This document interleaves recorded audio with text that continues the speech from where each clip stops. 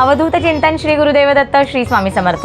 गुरुवारी 13 मार्चला होळी पौर्णिमा आहे। होळी पौर्णिमेनिमित्त लक्ष्मी प्राप्तकारक काय काय सेवा करू शकतो तर सकाळी लवकर उठल्यानंतर मुख्य प्रवेशद्वाराच्या उंबरठ्याला हळदीचे आणि गोमूत्राचे लेपन करायचे आहे, पूजा करायची आहे, धूप दीप अगरबत्ती ओवाळून घ्यायचे आहे, दारासमोर छानशी रांगोळी काढायची आहे। दिवसभरामध्ये जर तुम्हाला विष्णू सहस्त्रनाम, व्यंकटेश स्तोत्र, महालक्ष्मी अष्टकम किंवा महालक्ष्मीचे जेही काही स्तोत्र मंत्र आहेत त्याचं पठण करता आलं तर अवश्य करा। जर तेवढा वेळ मिळाला नाही तर किमान तुम्ही ऐकलत तरीही चालेल। घरामध्ये जर तुमच्या श्रीयंत्र असेल तर किंवा महालक्ष्मीची मूर्ती असेल, कुलदेवीचा टाक असेल तर त्याच्यावरती कुंकुमार्चन ही सेवा अवश्य करा। पौर्णिमेच्या दिवशी तरी किमान कुंकुमार्चन हे आपल्या घरात झालंच पाहिजे।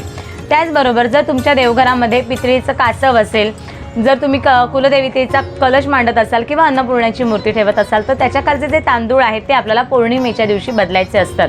त्याचबरोबर आपण जे दिंडोरी प्रणित स्वामी समर्थ केंद्रातलं महिन्याचं पौर्णिमेचं सत्यनारायण करतो ते आपल्याला गुरुवारी 13 मार्चलाच प्रदोष काळामध्ये करायचं आहे। त्यानंतर संध्याकाळी जर तुमच्याजवळ होळी कुठे पेटवत असतील तर तिथे जाऊन सुद्धा आपल्याला जेही काही आपल्याला होळीची सेवा करता येईल तेवढी सेवा आपल्याला त्या दिवशी अवश्य करायची आहे।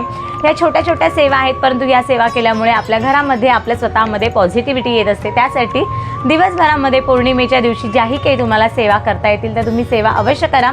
स्वामी समर्थ महाराज तुमच्या मनातल्या सगळ्या चांगल्या इच्छा पूर्ण करू देत। धन्यवाद। श्री स्वामी समर्थ।